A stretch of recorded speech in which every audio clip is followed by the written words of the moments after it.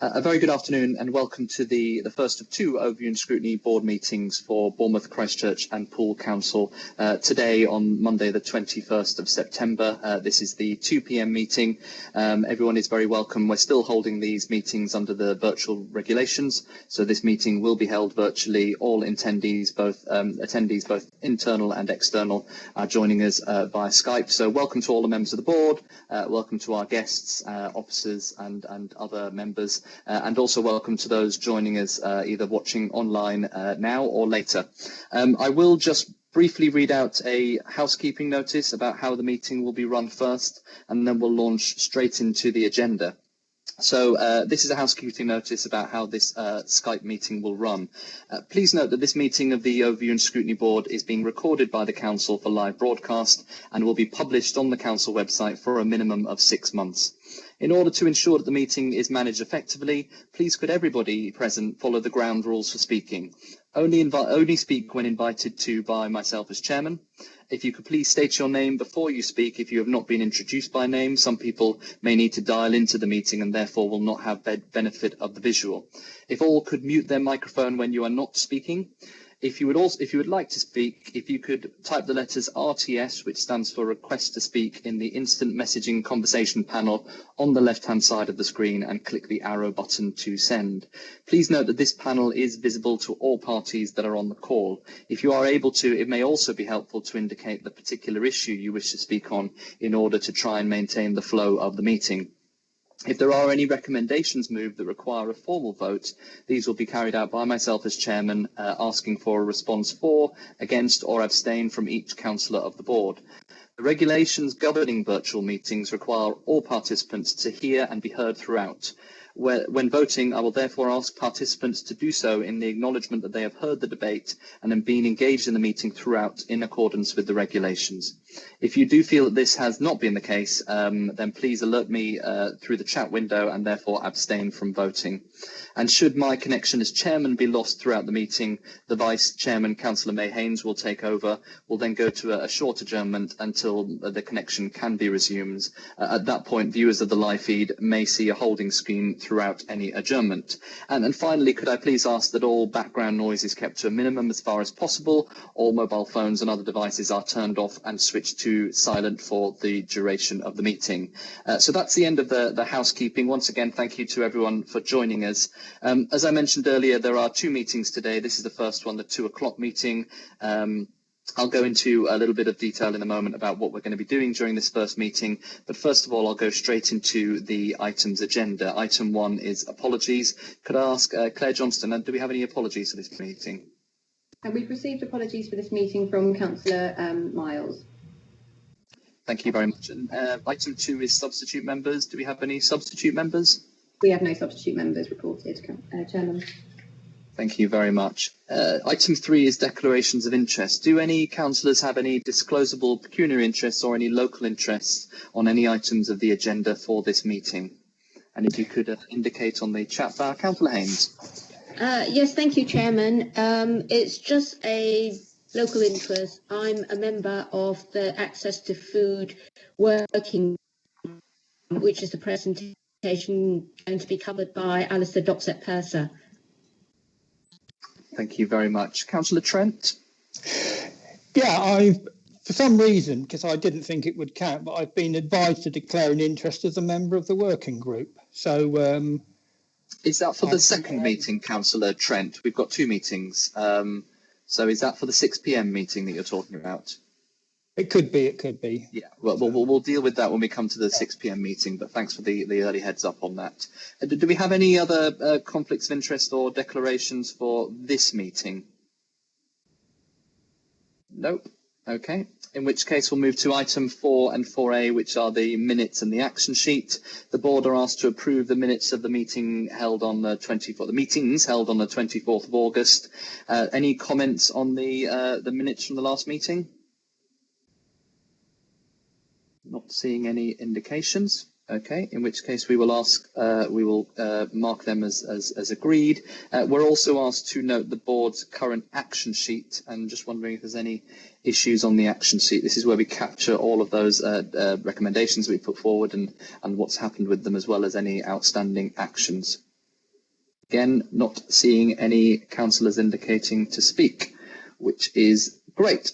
So we'll move to item number 5, which are public issues, and I'll go and ask Claire whether there are any public issues that have been raised. Thank you, Chairman. I can report that we haven't received any petitions, questions or statements for this meeting. Thank you. Thank you very much indeed. So that will move to item 6, which is the chairman's update. I've traditionally used this as a little bit of a summary of items that are of interest, or more importantly, what we're attending to in each of the meetings. Board members will note that over the past 3 or 4 meetings, we've developed a bit of a pattern in that the 2 board meetings that we have, the 2 p.m. and the 6 p.m. The first one, we've been looking at the COVID-19 recovery and taking a bit of a deep dive into different sectors, and having a look, and in particular in listening mode, hearing from external bodies and different parts of the sector as to how they are coping with COVID-19, what they're finding both in the past and looking to the recovery in the future, and also what they would like to see the council doing more of or less of. And I think it's been very interesting so far to hear from the different sectors as to how they're coping, and indeed what items are of interest to them and they would like to see more or less of. So the first of those deep dives, we looked at the kind of the tourism and business and economy. The second one, which was the last meeting, we looked at infrastructure and transport and issues surrounding that. And today's meeting, the area of focus and deep dive is around community and people. And we've got a number of external guests today, which I'm very pleased to welcome to talk about what they're seeing in their respective organisations and on the ground, how they've been coping with COVID, issues that they've been having, and obviously looking towards the future and what the council will look at and what we can help with in the future. So I'm very pleased to be welcoming today representatives from Citizens Advice, representative from FaithWorks Essex, and representatives from the Community Action Network. That will be the item 7 on the agenda. And then item 8 on the agenda will be looking again under that same banner of community and people, but hearing from a few of the officers as to how the council has been coping in a few of these areas. And in particular, we've got Kelly Ansell from who's a director of communities, and she'll be giving us a bit of a flavour on the Together We Can and community resilience programmes, and also Matty, who's the director of organisational development. I do have a slight update to the agenda because obviously COVID is an ongoing crisis.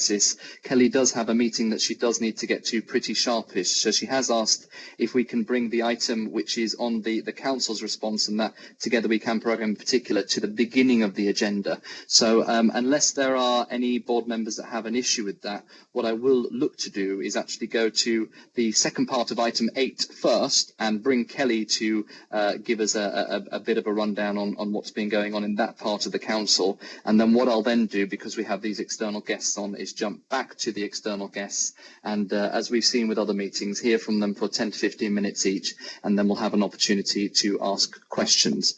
Do I have any board members that are unhappy with that format?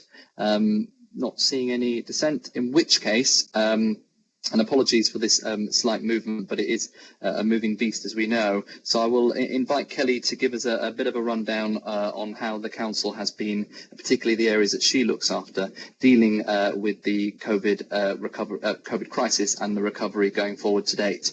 So thank you very much for joining us, Kelly. I'll pass it over to you for around 10 minutes, and then we'll have an opportunity for board members if we've got any specific questions on that area. So if you are there, I'll pass over to you, Kelly. Thank you, Councillor Broadhead. I am here. Hopefully you can all hear me okay. I'm going to share my screen if I may. Not sure I can do that. Claire, I'm having some issues with sharing my screen, so I will go with a verbal update only. Okay, I'll see if we can get something sorted out so that everyone can see the presentation. Okay, and also just to note, everybody, I have been having some problems this morning with my connection, so I'm not going to put my video on in the hope that, oh, hang on, I can share my desktop. Bear with me, everybody.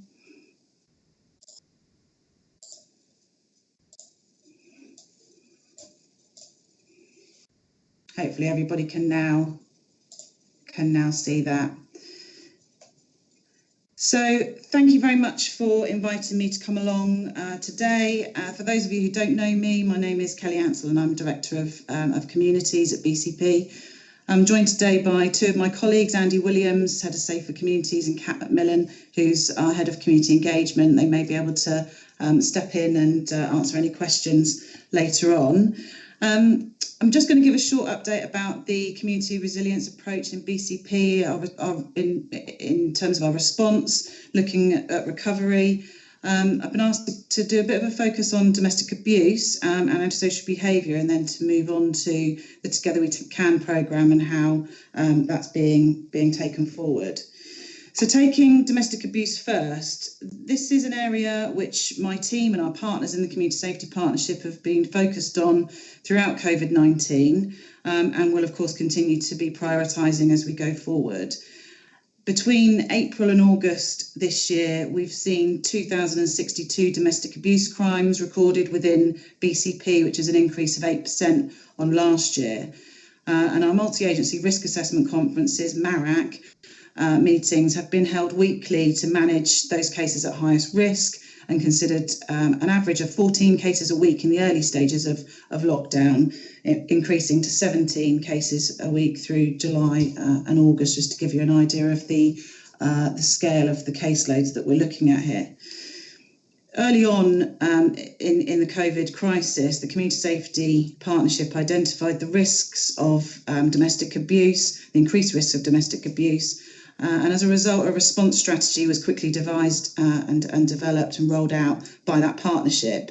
And that included ensuring that support services remained available, that our services were easily accessible, and a partnership communication programme promoted the accessibility of those services so that our residents were able to identify where they could get the support that they needed. In addition to those support services that we offer to victims of domestic abuse, we've also continued to work with perpetrators throughout the COVID crisis, which of course is an absolutely critical part of our approach. We've provided specialist guidance to professionals such as housing officers and GPs in order to support the identification and referral of victims into the services that they need. And a new hospital-based domestic abuse advocacy service has been launched and has supported 42 clients since April.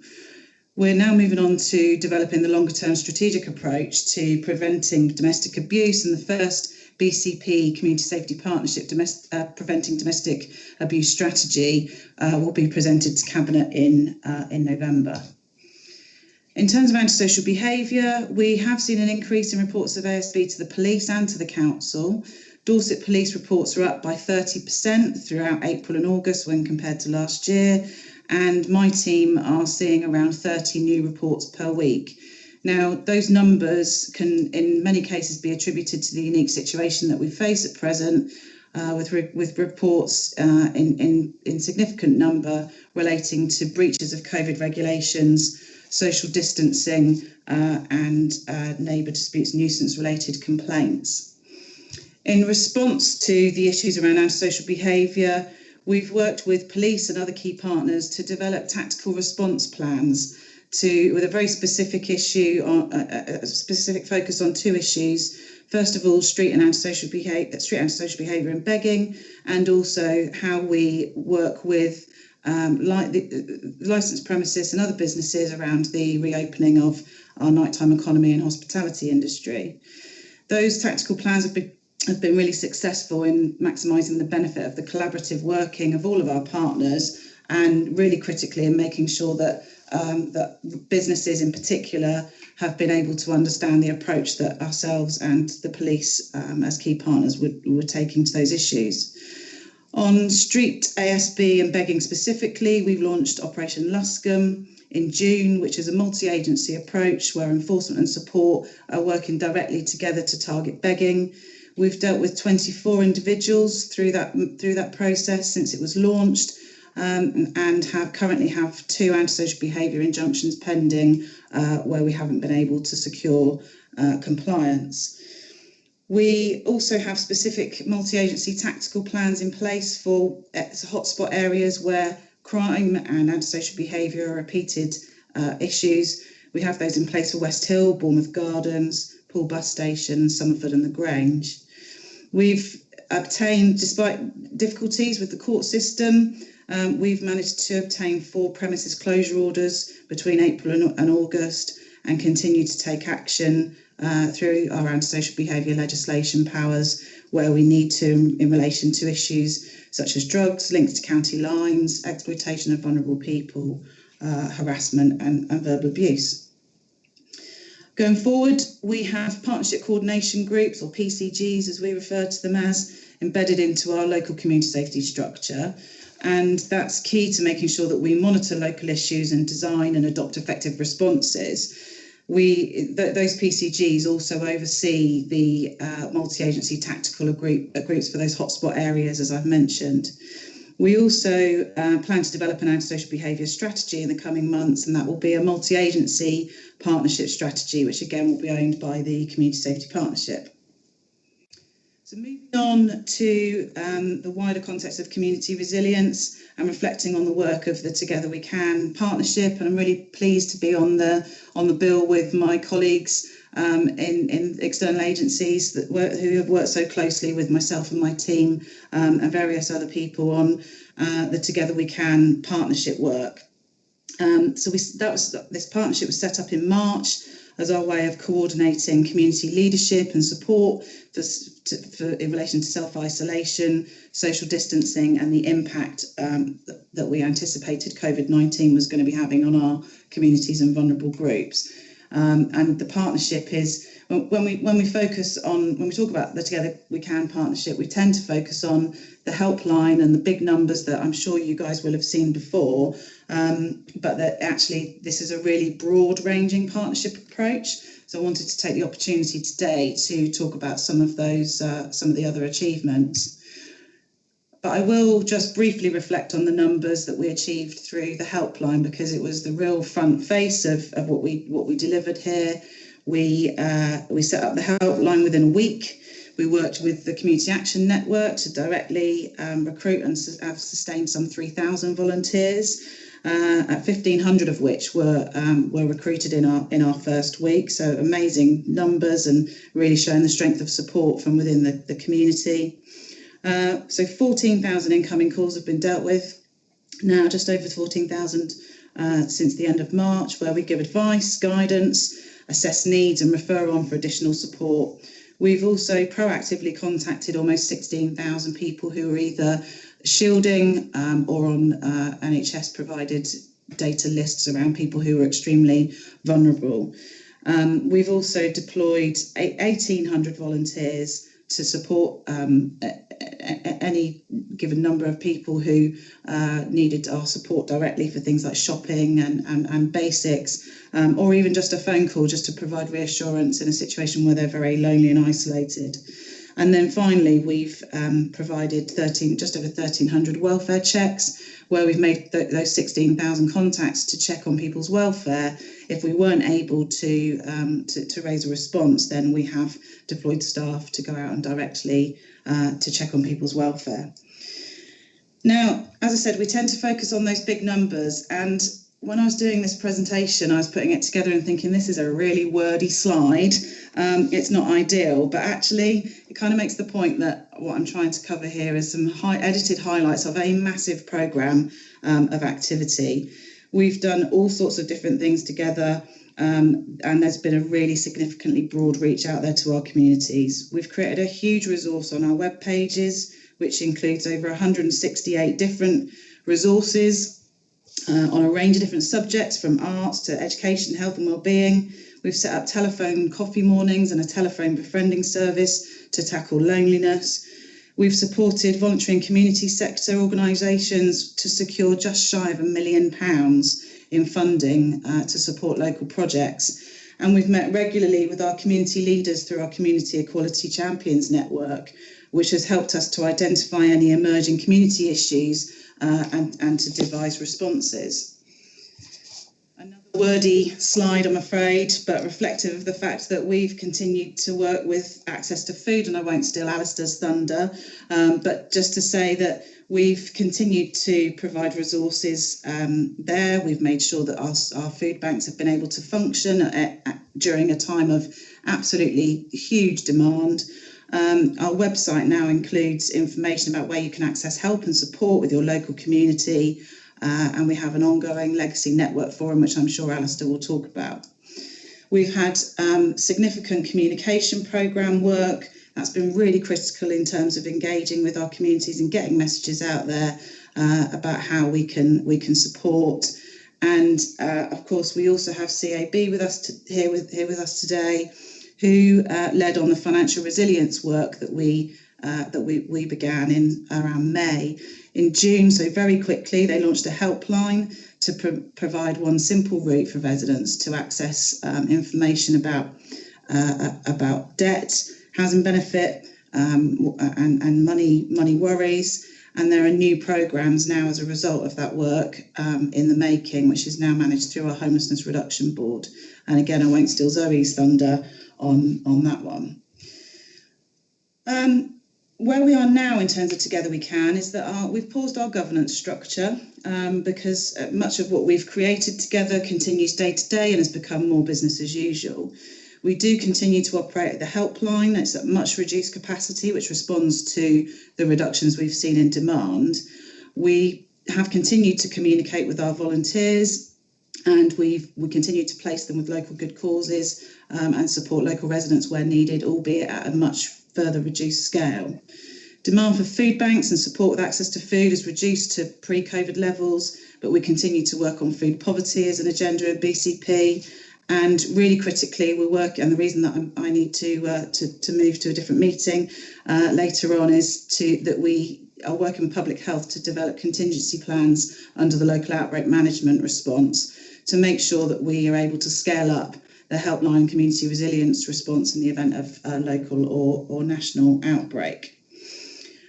I just wanted to pause and just say that I can honestly say that every single person involved in this programme has worked so hard and so fast for a really long time now, with the sole collective aim of supporting those people who are vulnerable and isolated and hard to reach and out there in our community at such a difficult time. And I'd personally like to pass on my sincere thanks to everyone who's been involved.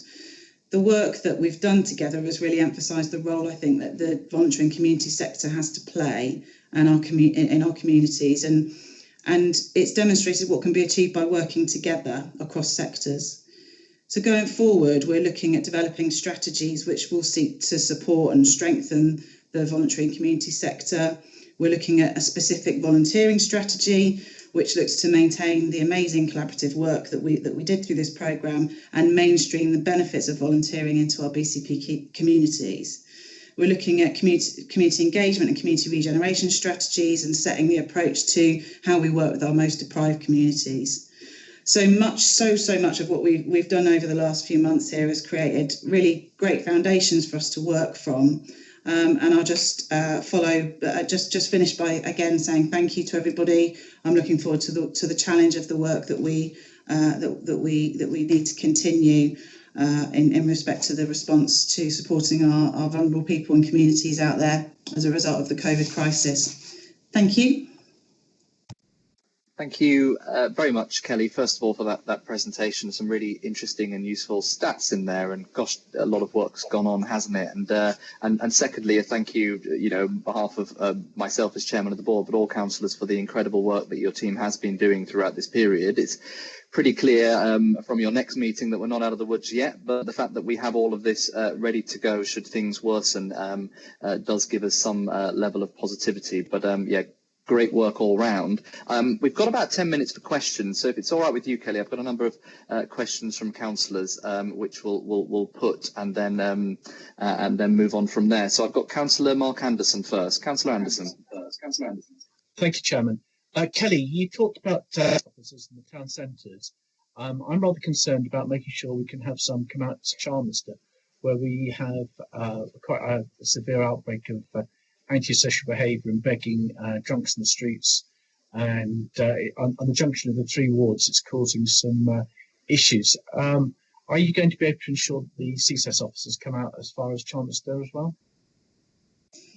Thank you, Councillor Anderson. The issue with CSAS officers is always the challenge of of the resources that we have available, and the fact that we need to prioritise where our most significant issues are.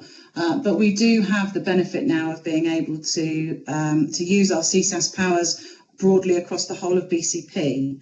So something that we've been looking at is how we can provide at peak times some resource out to our sort of outlying areas. And obviously I'm keen that we talk to our police colleagues about what that response looks like. And I hope you're getting the opportunity to discuss those sorts of issues through the local neighbourhood policing meetings with the local inspectors.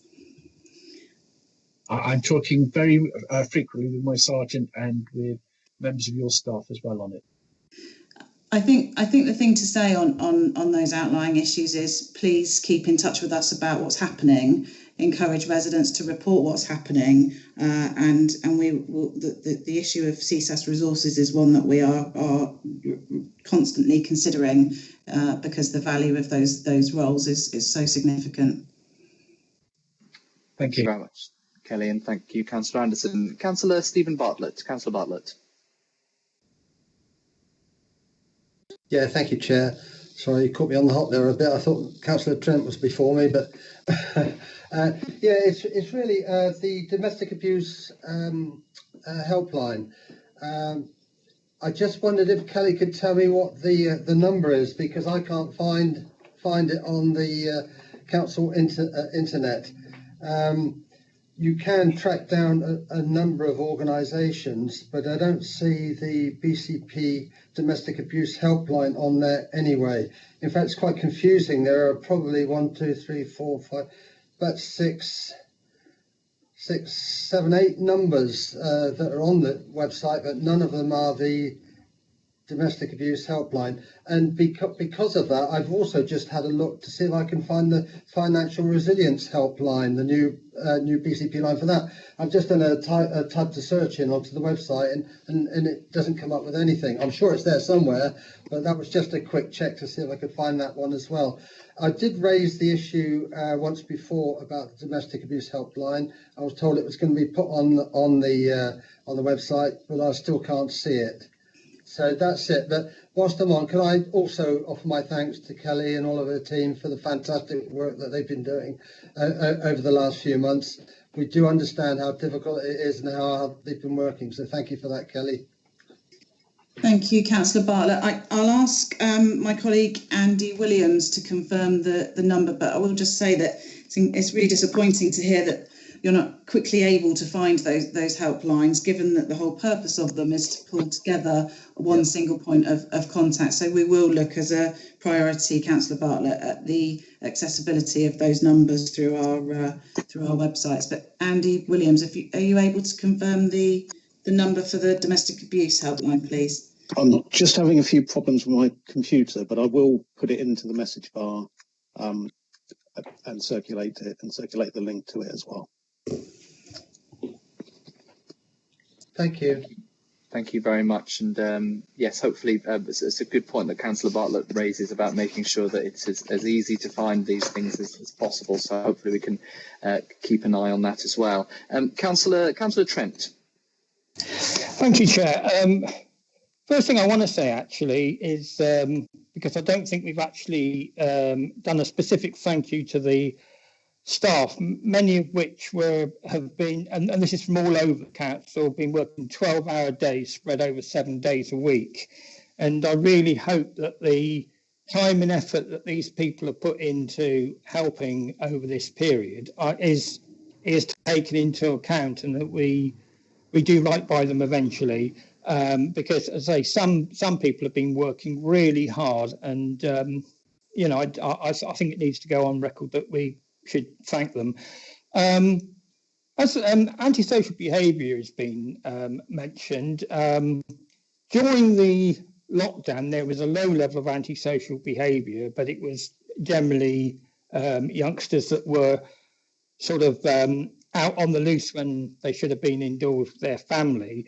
But almost as soon as the lockdown ended, there seemed to be a surge in antisocial behaviour.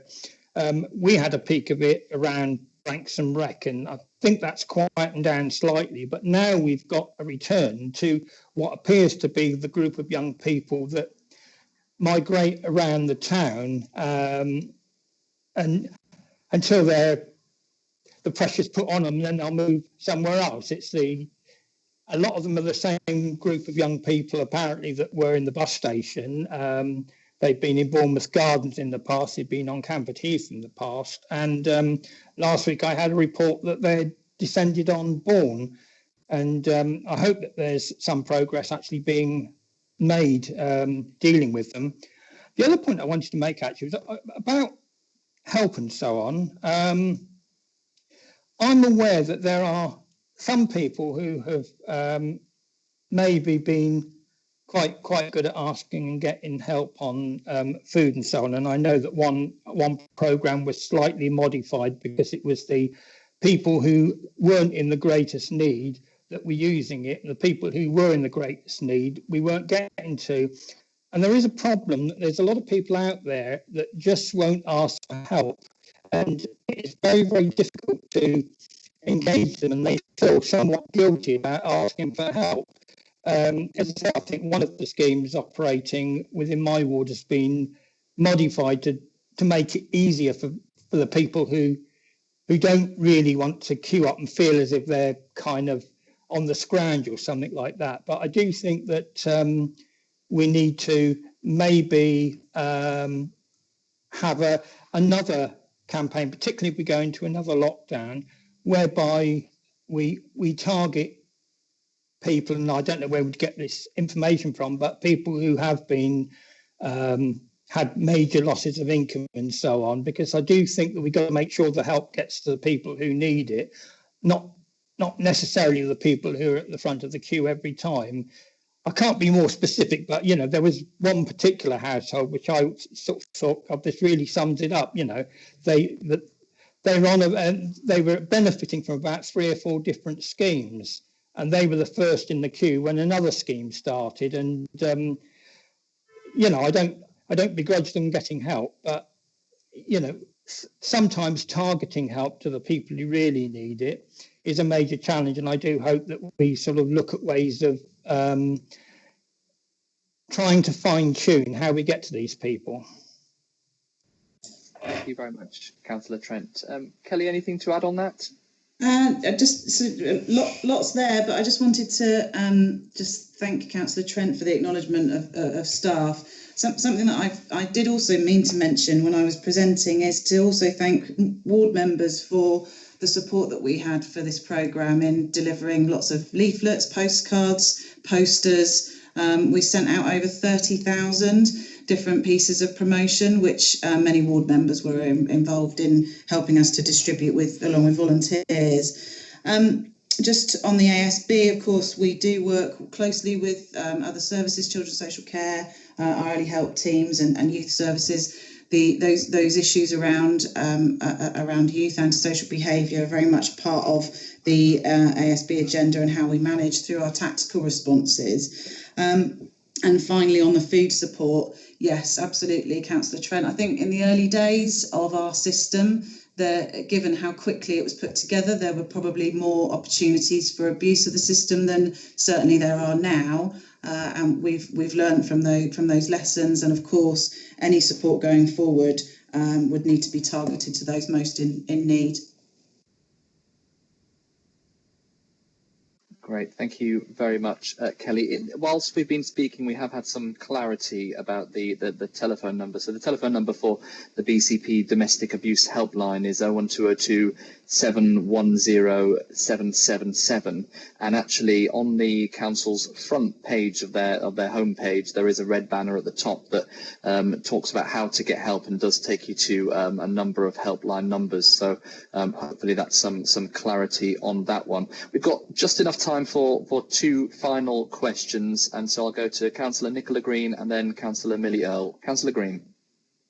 Thank you, Chairman, and thank you, Kelly, very much for the presentation and all your team's work. I was very pleased to hear you acknowledge the impact of ASB on some of our communities, and certainly the experience of many of us has been rather different from Councillor Trent's. While there are clearly a lot of young people who need that sort of youth service support, there are also members of our community who have been really, really badly affected by ASB, which wasn't the result of young people. I think it's really important to acknowledge how vulnerable that's made some of our residents feel, and I'm really grateful to Kelly for her commitment to be taking that work forward, especially around the Westcliff area. And really just in terms of Together We Can, which I endorse everything that's been said about what a swift moving, positive and really common sense driven approach early on during lockdown is, Kelly, you looked at the governance of it and we're talking a fair bit about step down as appropriate, clearly, as not everybody needs the support. But I just wonder if you can be clear that that governance will also allow step up in certain areas should we need it again. I mean, clearly in the light of the news today, there may well be further local lockdowns, and I'd just like to be sure that that's going to acknowledge it. Thank you, Chairman. Thank you, Councillor Green. Yes, absolutely. The sort of foundation work that I was referring to really is about this whole system that we've created around this partnership approach. We are working with public health to be able to stand up our helpline in order to support people who and do some prevention work around supporting people to self-isolate, and we have the ability to stand that programme up very quickly in a matter of days, in fact, if that's needed. And our governance structure is paused. Just to be clear, we have a steering group of officers and members working together, as well as a wider, broader sort of partnership group. And both of those groups have agreed to stand back up as needed at any given time. Thank you, Chairman. Thank you, Kelly. Thank you to both of you. And Councillor Earl. Thank you, Chair. Actually, my question was really similar to Councillor Green's. I just wanted to comment really on how incredible it's been with the adaptation of the council to be able to quickly become basically a volunteer management structure, and that's a huge change from where the council was before, to be able to get 3,000 people basically deployed doing different things for their community. And really, I think what struck me was how empowered people felt, and Together We Can gave them a route to be able to do that.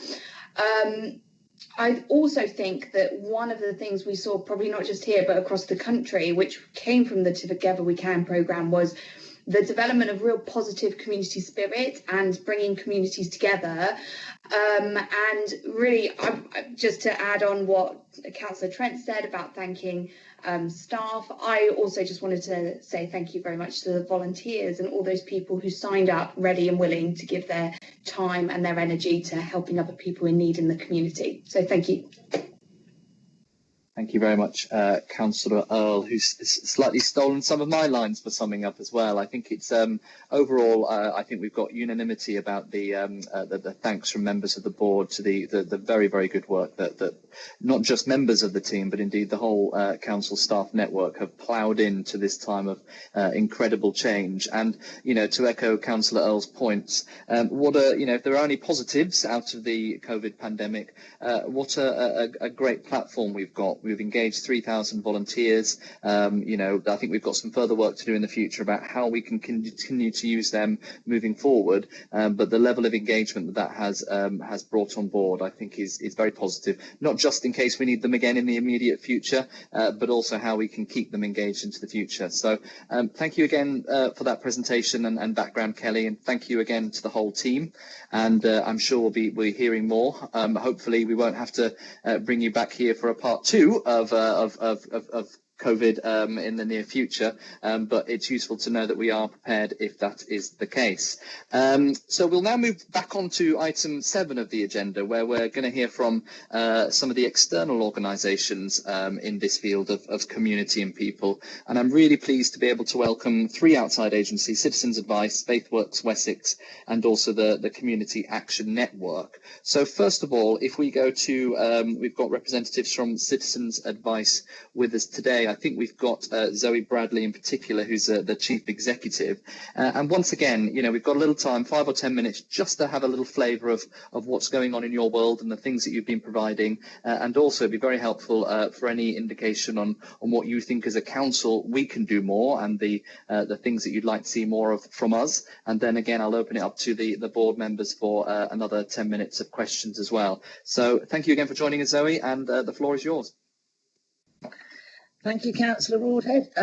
Right, yeah, I'm Zoe Bradley, and I'm the Chief Executive of Citizens Advice Bournemouth, Christchurch and Poole, and obviously been in the thick of all of this, Kelly has been talking about. I've asked our Head of Operations and Service Delivery, Tom Lund, to actually do this presentation, because he's been sort of leading from the front. So then I'll sort of come back in at the end when Tom's given you our overview, if that's all right. Thank you very much. Yes, Tom, thank you for joining us as well, and I'll leave it to you to give us an insight into your world. That's great. Thank you, Chairman. Good afternoon, everyone.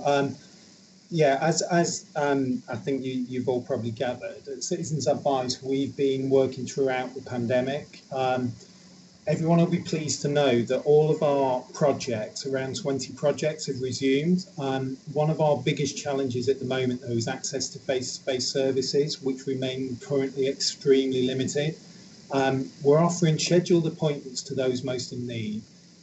General advice appointments can only be arranged by contacting our advice line in the first instance, or by completing web inquiries through our website.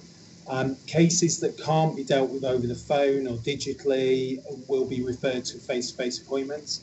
So across BCP, we're currently offering general advice appointments at Bournemouth Town Hall and Christchurch Library. We're currently also investigating Poole Civic Centre and the use of the customer zone at the Civic Centre. We're providing debt advice appointments also at Bournemouth Town Hall, and we're providing European Union settlement scheme appointments at Bournemouth Library. We're also starting to resume this week some of our outreach services, and we're looking at starting a recovery pilot project at Somerford Ark in Christchurch. Our priority outreaches will be specialist advice services, which include our help to claim universal credit service, our money and debt advice services, and the European Union settlement scheme. Further outreaches are possible and are currently being explored across the conurbation. We don't anticipate the return of full face-to-face drop-in services for the foreseeable future. Primarily, this is due to sort of safety and safety for our volunteers. However, we're currently exploring ways to provide simple advice, possibly through drop-in services at partnership venues, that we can be assured provide adequate safety measures. We're also exploring new ways of reaching clients via digital means. Since the pandemic lockdown started in March 2020, we've engaged with around 4,500 clients across BCP with over 11,000 issues. We've dealt with 4,500 benefit inquiries, over 1,000 employment inquiries, and over 2,000 financial inquiries, including money worries, and over 400 housing inquiries. So therefore, our emerging priorities, with consideration to a number of factors, including the end of the coronavirus job retention scheme, so as we know it, furlough, we need to extend our capacity to provide benefit advice, extend our capacity to provide employment advice, including advice for redundancy, and financial guidance advice. I posted on the chat just a couple of minutes ago the Let's Talk Money financial resilience helpline. And that's also available through the website, through Together We Can on the council's website. So to do this, we need to ensure we're as accessible as possible for as many people as possible and in as many ways as possible, such as video conferencing, mobile advice units, and via partnership hubs. Prior to the pandemic, over 50% of our clients access citizens' advice via face-to-face services. Whilst the volume of people accessing our services via other means, so through telephone and digital, during the pandemic has increased by around 30%, we feel there continues to be quite a large cohort of potentially vulnerable clients who can't reach us through phone or digital means, potentially due to digital exclusion, disability, or a generally reluctance to speak to somebody over the phone. We must somehow reach these members of the community, and this can only be done through partnership with other voluntary community sector organisations and the local authority, and via initiatives such as the Let's Talk Money single point of contact helpline and other collaborative ideas and initiatives via networks like the Homelessness Partnership. Thank you. Great, thank you very much, Tom. Zoe, anything else you wanted to add on top of that? Yeah, I'd just like to take it another stage further, which is basically the cohort of people that we are now dealing with, because there's when all this started, and obviously furlough, that was obviously the biggest thing, and you know, it got so difficult for people because they just had never been in this situation before. So if you actually look at people's issues when they come to us, whether they've got mental health issues or disabilities, range of other substance abuse, that sort of thing. Those were the sort of people that were missing, and the cohort was very, very different. So when we do it over the phone or we do web chat, it was very easy for us to get through people in sort of more like a triage way, because they could actually say, are you in front of your laptop? Yes. Well, can you go into this, and can you get that, look at that page? Yeah, fine, thanks. So it was helping them to help themselves, which a lot of our clients can't do. We have to do a lot more hand holding. So I just want to just reiterate what Tom said, but sort of take that to the next stage, because you know, we are, suffice to say that we're actually looking at moving forward, because as it was said this morning at lunchtime, you know, we've got at least another 6 months. Well, we know that. And how are we going to get out to the communities better? So our next sort of funding bids to people are to get a mobile unit that we can, a bit like the liver bus and the health bus, that we can get kitted out to actually take and go to Tesco's car park and what have you, and go to the community in a different way that we know it's safe. So that's our next thinking out of the box. Brilliant. Thank you very much. It's always good to think out the box, isn't it? So, and the thinking out the box is a mobile box, which I quite like. That's it draws together. A couple of questions from me to kick it off, I suppose. You gave us a bit of a flavour of some of the key areas that are obviously playing on people's mind that they need the advice for, particularly around money issues, money worries, housing, employment.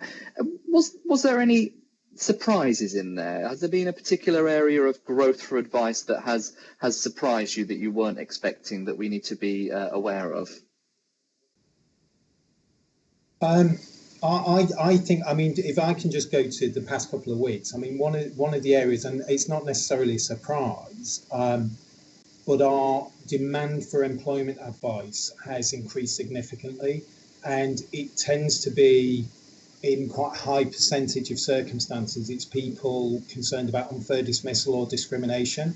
So I think in some instances, and obviously not, I would like to hope not in the majority, is that there are perhaps some relatively unscrupulous employers who are finding other reasons to let staff go, as opposed to, you know, sort of acknowledging the fact that you know, they perhaps don't have the money and can't afford to retain the members of staff because of their own solvency. And that seems to be a growing issue that we've started to see, I would suggest, over the past couple of weeks. Okay, thank you. It's quite interesting, isn't it? It's good to kind of keep on top of these things. And I suppose, and the second question for me is that I imagine that you work very closely with the council on a number of areas, but is there anything in particular, or any areas in particular that you would want to see more from the council? Anything that we can do to help that we're not, or areas that we need to work harder at in the future? I think one of the areas that I can identify that actually we are moving forward very well with is the sort of the connection with communications with the council, so working with the respective comms teams. One of the issues I think we had early on, and as was mentioned earlier by one of the councillors, is the awareness of things like the financial resilience helpline number, the Let's Talk Money number. It was fairly well hidden. That's been available since June on the Together We Can website, but getting that information out there. But it's not from my perspective, it's not a complaint. I think we're working together quite well with communications now.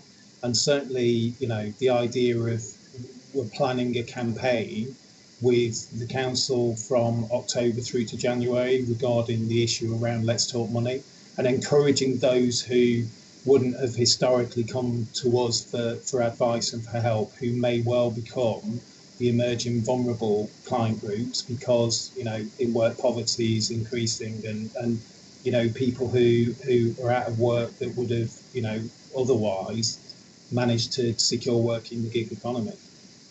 Just one other thing, Councillor, if I could just say, I mean, the two things. One was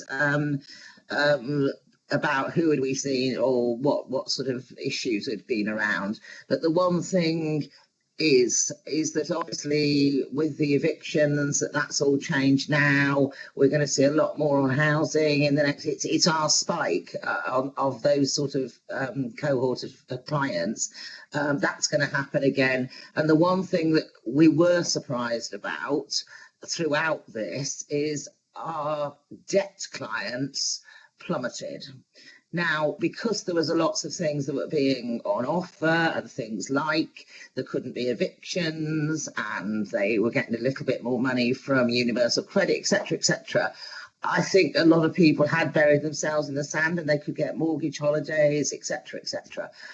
So we think now that these restrictions have been lifted, that's going to have a big impact, and obviously with the housing team. But again, I mean, I think from the council's point of view, I mean, we've always had a very close relationship, and you've always supported us extremely well. And a lot of, we talk very regularly across a number of things, but I just think that this housing and the debt will certainly come back in. I mean, suffice to say, we have managed to get a bit of extra funding for that now, and all our maps and all that sort of thing. So we've been working hard on that, and also Help to Claim.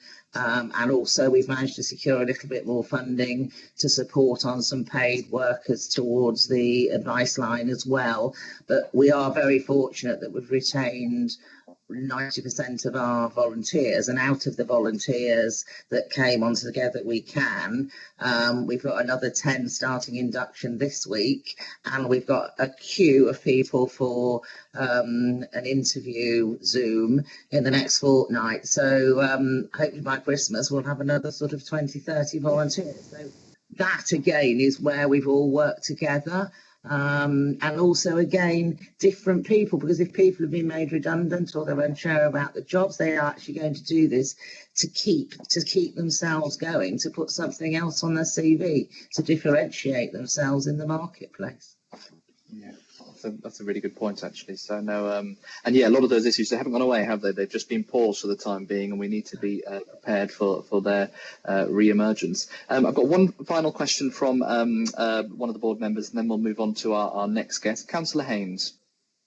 Thank you, Chairman. Hello, Zoe. Hello, Tom.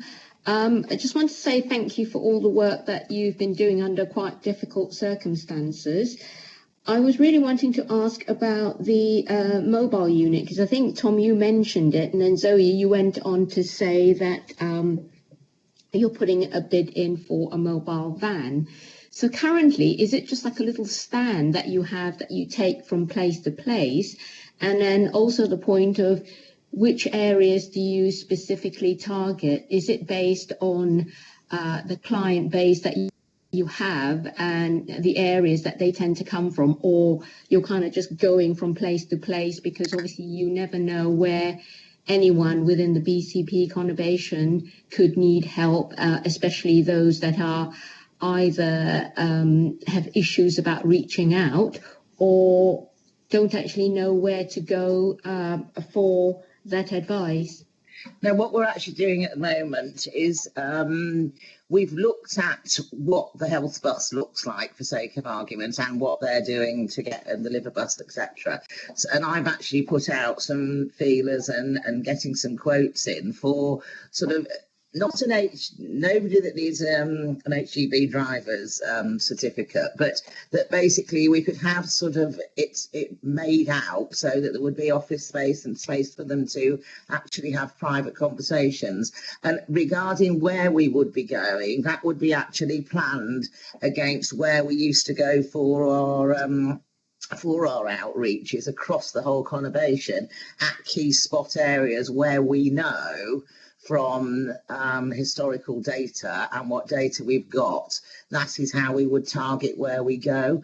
And things like supermarket surgery, supermarkets, doctor surgeries, that sort of thing. We've obviously got a large network because the supermarkets are very good to us on varying things. So it's just getting in those areas, school playgrounds it could be, but then we would have a planned rota of where we would go. But obviously to get this going, we're looking at about 45,000, 50,000 to get it. So I mean, this is our long-term aim, and we've got to, because a lot of funders won't pay for something like that. So it's really a question of totting the money up, but hopefully, I mean, my personal target, as you know, I'm always very positive, but my personal target is sort of December time, January, and whether we could get any sort of, sponsorship, for sake of argument, to do the sign writing or something like that. So we've got lots of different feelers out, but this is just my pebble in at the moment, and then we'll get on with it as quickly as possible. Tom's smiling because he knows I'm a little bit obsessed with this. Great, that's fantastic. Colleagues, we're going to move on to our two other guests, but a really big thank you to Zoe and Tom and all that your teams are doing as well. Again, it's been interesting to hear some of the challenges, some of the emerging challenges that we're going to face into the future, and we'll continue as a council to hope to work together very, very closely as we go forward. They're difficult times for everyone, aren't they? But you're doing fantastic work in your organisation, so thank you both for joining us. I'll move on to the next guests under this banner of community and people, and we've got Alistair Doxer-Purser, who's the Chief Executive of FaithWorks Wessex, who many of us have worked with a number of times over the years. So Alistair, again, thank you very much for joining us, and similar format, it'd be great to hear on the work that your organisation is doing, and then we may ask a few questions as well. Thank you, Alistair. Thank you, Councillor Broadhead. Good afternoon, councillors. Good afternoon, everybody. It's really, really excellent that we can share some of the things that have been going on around the world of access to food and making sure that nobody in our conurbation was going hungry over these last 6 months. If I may, what I'll do is just reflect on some of the things to celebrate over the last 6 months, even in a very hard time, and then we'll look at some of the ways that we want to make sure we're not going to lose the momentum around this particular subject. Back in February, March, I was involved with Cat Macmillan to seek to appoint a food coordinator for BCP Council. The timing of that was impeccable in terms of just before we moved into the COVID crisis. And so having Daisy Carr on board, having that role which could look across the whole of BCP around the subject of access to food has made a huge difference. So in terms of celebrating that one action was extremely helpful.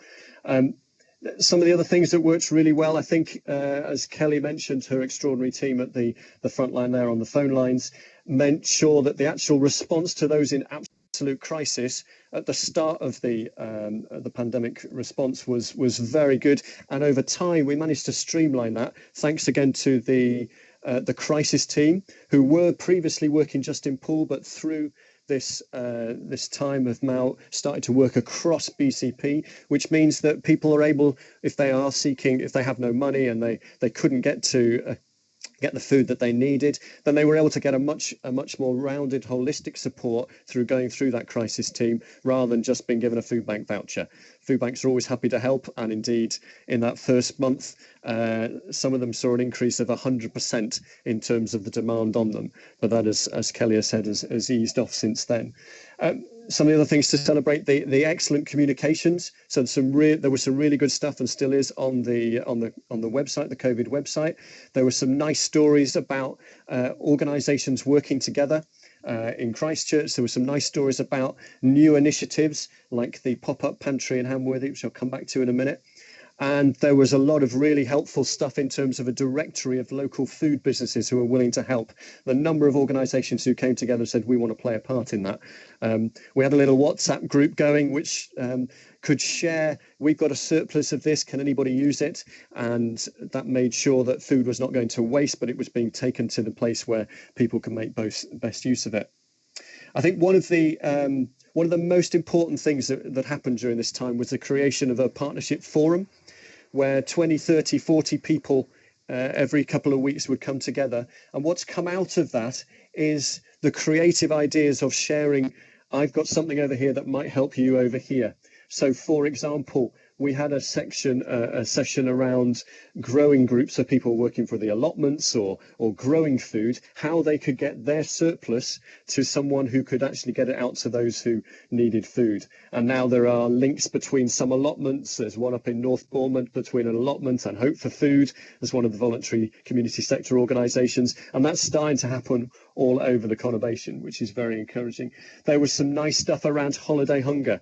People, there's one of the schools took on the idea of, over the summer, let's put on a pop-up pantry, working with PHP over in Poole. And what we're hoping is that will then be an exemplar which other schools will then want to pick up. There was, and then there was a lot of work around helping people to cook to learn to cook and have the confidence to cook. And one of the initiatives there that really sort of gained traction was something called cook bags, which is the simple idea that the Friendly Food Club initiated, with the idea of, here's a bag of the ingredients you need, here's the recipe, and here's a film online for you to see how to make this particular meal. And actually what we've seen in groups like the Lone Parent group that we're responsible for is 60 families all cooking that meal and then sharing what they've made on Facebook and encouraging each other to have a go at cooking various meals. And that's getting their families cooking together, and it's helping on every level in terms of not just the eating side, but actually the confidence to cook and also the family strengthening as well. So there's some real positives in that. Also, out of those forums, we started to see that actually, if we were going to make this work on the ground, this isn't about global initiatives. This is about local people responding to need in their local areas. And actually, some of the most encouraging stuff was to see, as the first one was in Christchurch, a group of people came together and said, right, some of us know where the demand is. Some of us are able to increase the supply. So the Christchurch Community Partnership and the Christchurch Food Bank worked together to cook hot food each week, which was then taken out through partners to those in specific need during the pandemic. And a lot of this was finding people who may not have been obviously in need. So those who perhaps we don't normally see, sometimes those who are in their older age groups, sometimes carers are a particular group who can be missed. Out of that community conversation, we started to see other community conversations. So there was a nice one in Townsend already, a lot of work around the community fridge there. There was one over in Hamworthy where actually there were groups who sort of knew each other, but the benefit of having a food coordinator was Daisy could bring them together, and actually out of that came more food, which was a pop-up pantry to serve Turlin Moor, which has been extremely well used. There were stories about over in Boscombe, we've started to have a group coming together to get there as well, because there was a lot of activity, but this was a way of making sure that people weren't duplicating or sort of leaving gaps. So that sort of community response has really helped. And out of that has produced the thing that has been mentioned, I think, already today, which is the food network map, the community food map, which is using the insights team as a basis. So it's there on it's there to show us not only the classic sort of food outlets, so food banks, but actually some of those things that people don't always remember and recognise. So community fridges, we now have 4 across the conurbation. The pop-up pantries, which are just a place where people can go for a small amount of money, can then get a larger amount of food. So it's helping keeping them in that spirit of buying and shopping and managing their money. So that facility, that food map, gives us the opportunity to start saying, well, where are there gaps across the map that we might be saying, actually, that's an area which hasn't got much in the terms of community food support. But it also helps us to see, we can start to overlay deprivation statistics on there and say, well, actually, we'd be expecting to see more demand in this area. Can we reach out into that particular area? But I got an email past my desk this morning from the crisis team within the council, and it gives you an example of how the map is helping. I just wanted to express my thanks for the development of the food mapping system. It's made such a great impact on the help desk team. They can now identify the nearest food bank to the caller and electronically send the food bank voucher to the food bank. This prevents the adult from having to come into the office and enables them to go directly to the food bank to collect their food parcel. This has provided us to deliver this service in a more timely and efficient way, and it's reduced the need for face-to-face contact during the time of restrictions. So that's just one bit of feedback on how already the map is bearing fruit. If I might just then move on to where we go in the future. So there's a real desire that we don't lose the momentum of this. About a year and a bit ago, we had a holiday hunger conference in Dorset, and recognising that actually, although there was huge amounts of work, fantastic work going on, there were still people who were either not able to access food, not able to pay for food, not having the confidence, or in great danger of falling into that category. Some people call it food insecurity.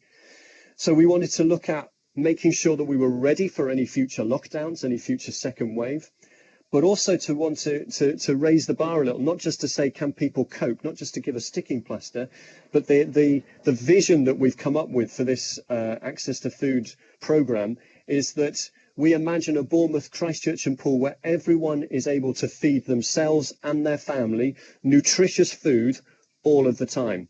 And that idea of seeking to raise the bar so that we aren't just filling in gaps, but actually there is sustainability and helping people to stay far away from that crisis food is really we shouldn't be seeing in 2020.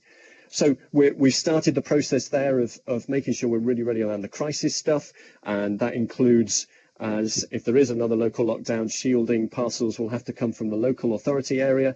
And so there's been useful discussions last week that Kat held with some of the food banks to help make sure that happens.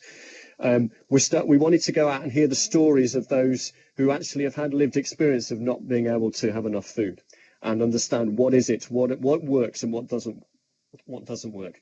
We want to build on those examples that we were starting to see, like the one about the schools and cooking, and whether there are things that actually could be rolled out that people have learnt. The cook bags could go further. We could have a lot of stuff around helping people gain confidence in cooking.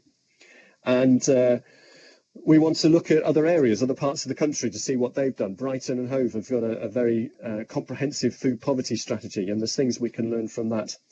And the forum continues. So we had a forum last week to look at the future direction. Another 28, 30 people on there sharing ideas. One person came forward. He said he's got a green or an electric powered barrow to get food from a supplier to a food bank or a food community fridge or wherever. So we want to just pick up those ideas that are coming up from the community, link them together so that in each of our neighbourhoods there is a really good local response, particularly at a time where we can't meet together more formally in things like lunch clubs. It's really important that we have these ways, community fridges, pantries, the new look for food banks in terms of more rounded support. All of that needs to be accessible. So I hope that gives you a bit of a feel, lots to celebrate, lots to work on still, but direction of travel is really encouraging. Thank you very much, Alistair. Again, really interesting, particularly around the food maps and that idea of knowing a little bit more on the ground where everything is, avoids duplication. It's amazing some of these kind of unintended consequences, if you like, I suppose, of the pandemic.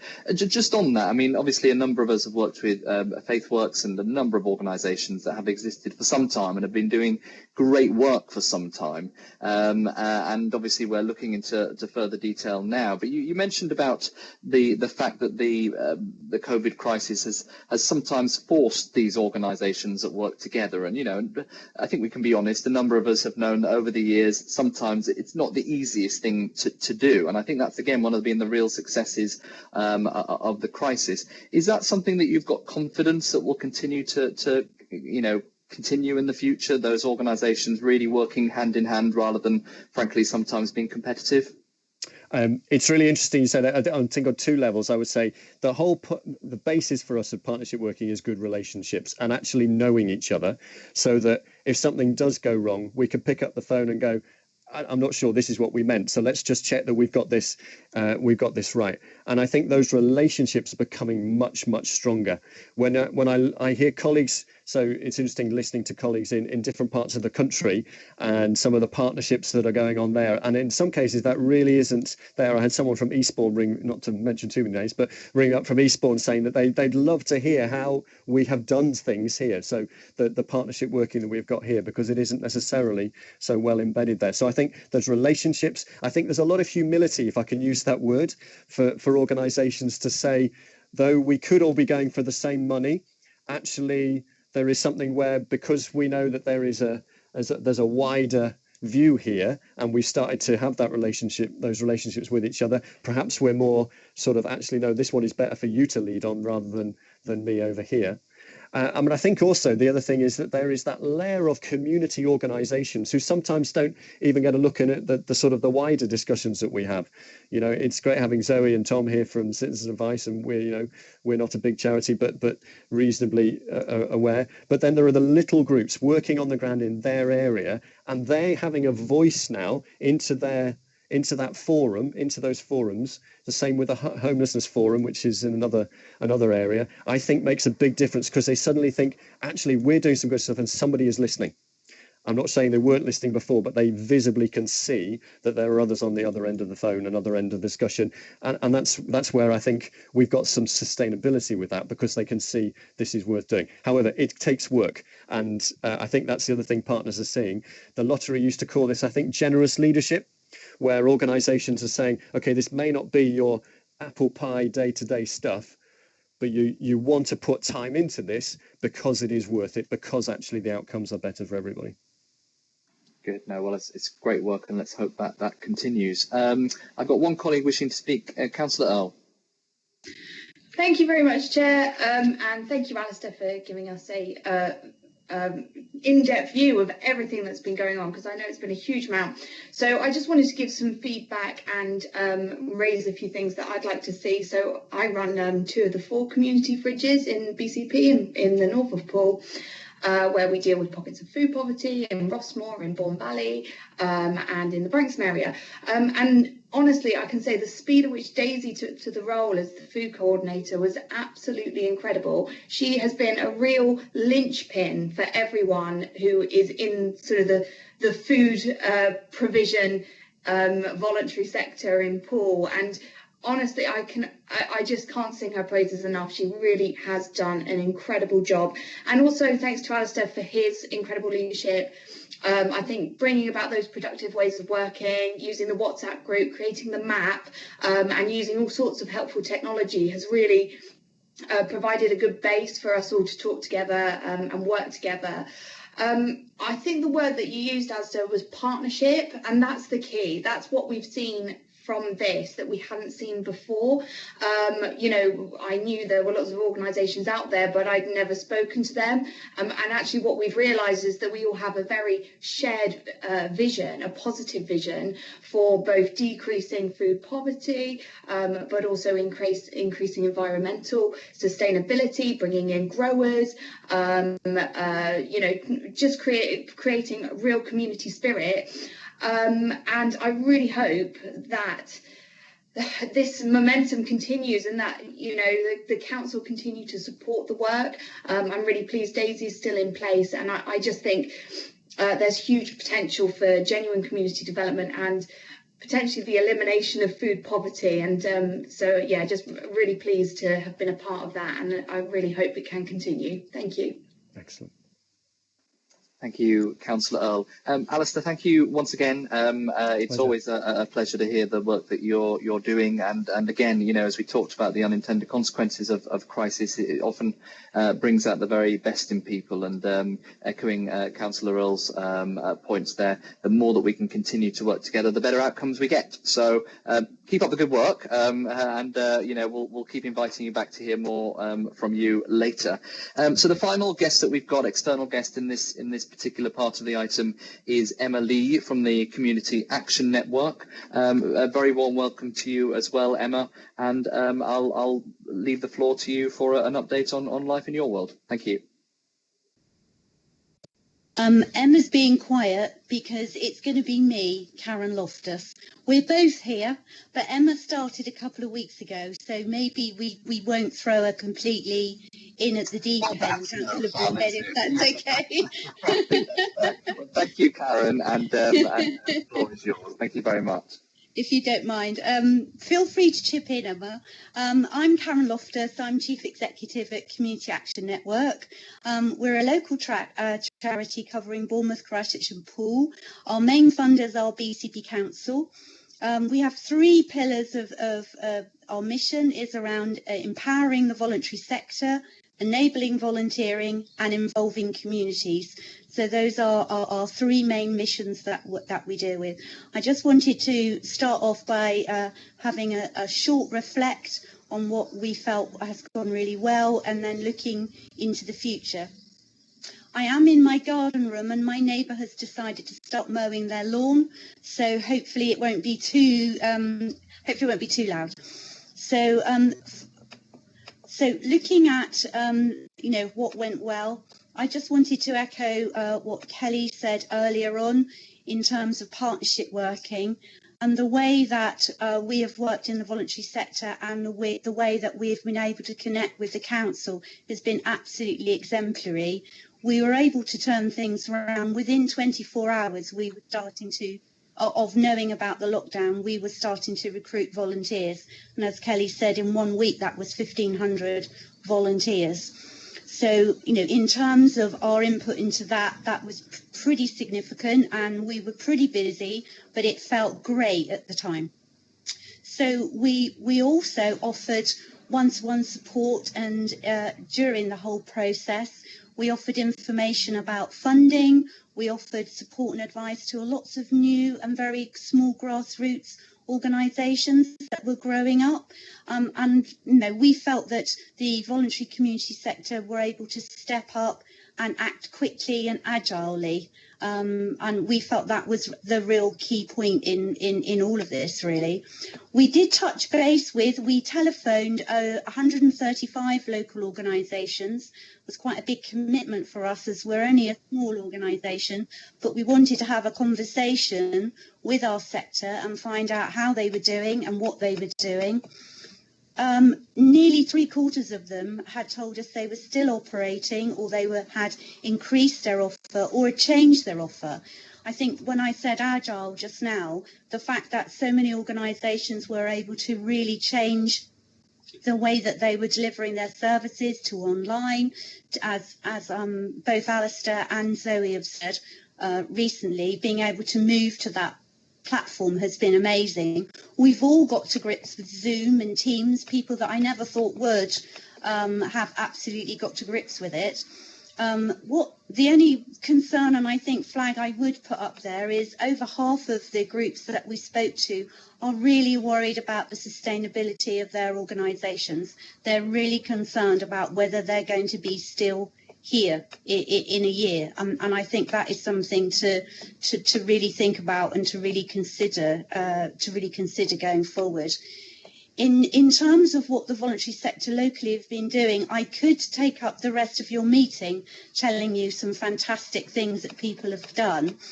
But if I could just say that people like Age UK completely changed their delivery model, supporting hundreds and hundreds of vulnerable older people in a different way. We've had our Good Life programme that has developed telephone friendship groups, and that has been a collaboration with Prama. So we've really linked up with lots of other different groups. We've launched a Yours Sincerely Pen Pal project, and that is with our young volunteers writing to older people, and that is going from strength, absolutely going from strength to strength. People like the Bournemouth Parks Foundation has, with their innovative Parks in Mind programme going online, all the community fridges. Alistair mentioned Christchurch Community Partnership, Citizens Advice, Crumbs, we're doing online training and cooking hot meals for sheltered housing. Dorset Children's Foundation, we're delivering fortnightly bags of happiness to over 200 families in the BCP area where they had disabled children who were no longer having respite, and also having doorstep chats and support. Dorset Mine replaced all of their mental health services with telephone and video calls. Dorset Race Equality supported hundreds of local organisations and people from black and minority ethnic backgrounds who were disproportionately affected. We've had Alistair talking about the amazing coordination that FaithWorks put in place to help support food banks and also homeless people. So Pramo has been doing a fantastic job with their telephone befriending service. Many residents' organisations have been stepping up to help. We've had SEDCAT change their community transport. They've installed special screens in their vans so that they can transport patients to and from hospital. People like the Water Lily Project over in Christchurch have been doing fantastic work on Zoom. And YMCA kept their centres open as long as they possibly could. That is just literally a snapshot whiz through, everybody. I mean, we've tried to capture on our website, can100.org. We tried to capture some fantastic stories, good news stories about how fantastic the community has been and how they've stepped up. And I'd urge you to go and have a look if you can. I think that's really, really important. But I think for me, it's been about collaborative working and how council officers and how councillors have worked really closely together, and we've pulled together, and that has been a success. We're looked at nationally because I also sit on the Voluntary and Community Services Emergencies Partnership, and we are looked at nationally as being a success for how local people have been able to step up, supported by the council and supported by the voluntary sector organisations.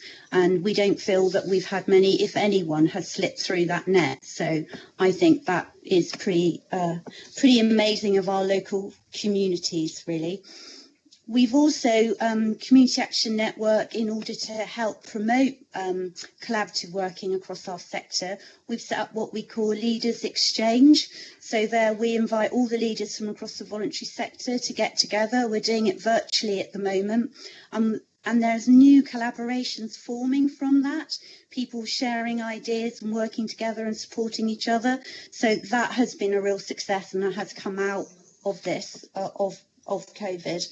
We're also at the moment working with primary care, excuse me, GP surgeries to help them with their flu clinics, where we're providing volunteers to help support people through that process, because the flu clinics have been very, very popular, let me tell you. So we're helping supplying volunteers at the moment to help with that. So that has been hugely important.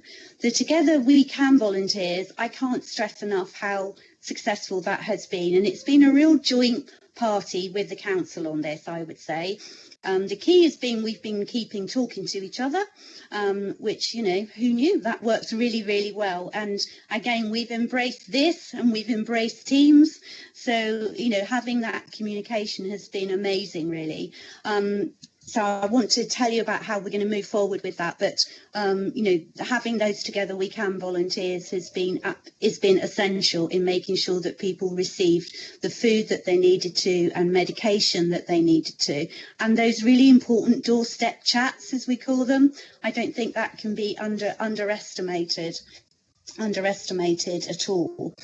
So thinking about how we move forward into the future, we're having discussions at the moment about how we can make sure that we thank our Together We Can volunteers, and we're going to be setting up some virtual sessions with our council colleagues that double up as a thank you session to them, but also look at some view seeking, finding out what went well for them and even better if, so that we can put some packages of support in place for twofold really.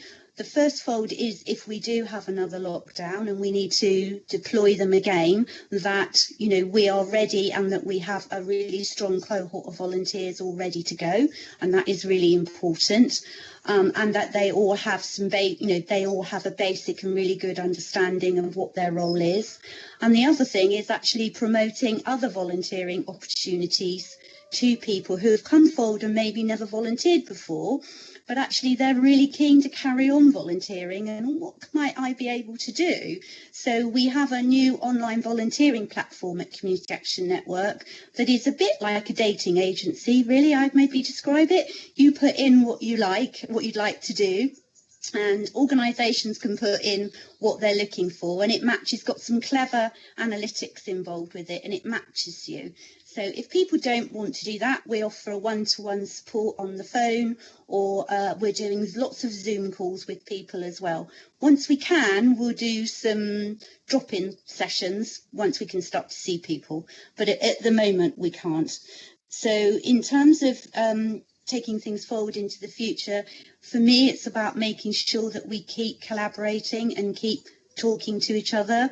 We've been doing a lot of work with the NHS, and I feel it's really important that our NHS colleagues are involved with how we move forward with working in the voluntary sector and making sure that we're working in partnership. So I think I haven't timed myself, but I think that if anyone's got any questions, I'd be more than happy to answer any questions. Great, thank you very much, Karen, for that quick run through. A lot of great work going on. A couple of questions coming through. Councillor Haynes. Thank you, Chairman, and thank you, Karen, for that whistle-stop tour, because I know how much work has actually gone in since lockdown started in March, along with the few little wrinkles that had to be ironed out. I think some of the comments that I wanted to make, you have sort of touched on, and I think it was to really thank yourselves, but also more to thank all those thousands of volunteers that actually put their hand up. Yes. Because they wanted to help, they wanted to make a difference, and they wanted to make sure that someone who was not able to do certain things because they were either shielding or other reasons, that they got the help and they didn't have to go without. And I'm actually really pleased to hear that some form of thank you will actually be organised for the volunteers. I think the thing that I'm actually really interested in, we've all got all these volunteers, and some of them are probably because they were furloughed, so they've gone back to work. So of the ones that are still able to help, yes. It would be good if we can somehow keep them interested, keep them engaged, because as some of the other speakers have already said, we just don't know going forward whether we would have a local lockdown or what the situation would be. And I think it's really, really important that these volunteers continue to be kept interested and continue to be able to contribute in the big way that they have already. Thank you. Yes, thank you, Councillor Haynes. Yes, we've been working very closely with our community team colleagues at the council to keep the volunteers informed through newsletter updates. We've also, just to make sure, again, that we're keeping them informed and making sure that they know that we appreciate them and that we're still here and are they still there. We recently did a survey to find out how many people were still interested in volunteering, and we had nearly 300 people say, yes, I'm still here, I can still do it, because we were aware, as quite rightly as you said, Councillor Haynes, that a lot of people were on furlough, but we have got a really good solid cohort of people who are willing and able to step up if they need to. We just felt it would be really nice to hire a nice room and give everyone tea and cake, but I don't think I can do that right at this moment in time. But what we can do is get everybody together, and we're talking to our council colleagues to say who should be there from the council, to make sure that we do an official thank you, but then also get you can do breakout Zoom rooms in Zoom. It's quite simple, I'm told, and so that we can gain their views. I think it's really important, if we're looking to support volunteers going forward, that we really get their perspective, and then that will shape how we then promote and support volunteering going forward. Something else that I've been really pleased to have been invited to be involved with, writing the volunteering strategy with the council. I wrote the volunteering strategy for NHS volunteers in Dorset, so I'm hoping I'll be useful in helping to put that together. And I think also another way to help maintain our momentum is to, we had a compact with what was the Bournemouth Council and Poole Council, and I think there's probably a really good time now to pull together a compact for the new BCP Council, because I think that will really help us and steer us as we go forward as a team, because it feels like we're a team now, which is, I think we always work together, but it really feels like now that we're a lot more working as a team. Great, thank you very much, Karen and Councillor Haynes. Councillor Earle. Thank you, Chair. Thank you, Karen. It was really interesting to listen to that, and it's really good to finally put a face to the name. So yeah, thank you for explaining. You mentioned about sustainability, and one of the areas that I know is a real challenge for voluntary organisations is funding. So grant funding at the moment is very stretched because we're all going for the same pots of money, and it means some very worthy causes win and some don't. And also fundraising, without the ability to fundraise, from huge events and galas to just church hall bake sales, it means that our voluntary sector is really struggling. So I was wondering what sort of challenges, whether fundraising is a really fundamental one, or if there are any other barriers or challenges that you're hearing about from our voluntary groups, because what I'm worried about is it only takes one thing sometimes for a voluntary organisation to just stop because they don't have that resource or whatever. So I just wanted to hear a bit more about that from your point of view. Thank you. Thank you very much, Councillor. What we're finding is a lot of the funding that is coming available is very much focused on COVID or coronavirus and that alone, really. And I understand that lottery has completely refocused in that. So we're looking at how we can be clever with that. So part of what we do as an organisation is to support organisations to look at their financial situations and support trustees to look at how they can be a bit creative and look at their possible how they can raise funds. And I think one of the things that we've done recently is actually link groups up together. Now we're a bigger BCP area. You may have a small group in Poole and a small group in Christchurch wanting to do the same thing. Well, I think a lot of people are a lot more open and ready to do collaborations. But you're right. I mean, Dorset Community Foundation have been fantastic, where they've been the conduit locally for the Emergencies Fund.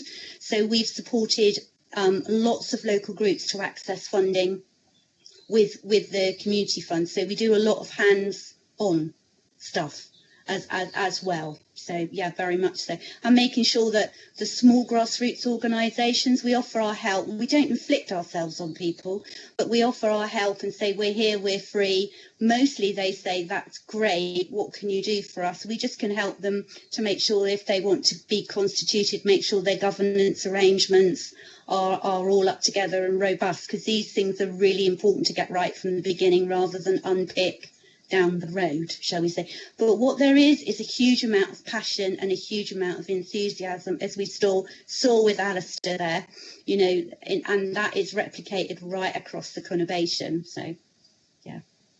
Great. Thank you very much, Karen. Final question from me, and it's kind of an evolution of that point, because your organisation has evolved quite a bit, hasn't it? Because obviously you used to be Poole and Bournemouth CVS. We've kind of morphed, rebranded into the Community Action Network. And you gave us a bit of a flavour earlier on, but what do you see as the next steps for your organisation?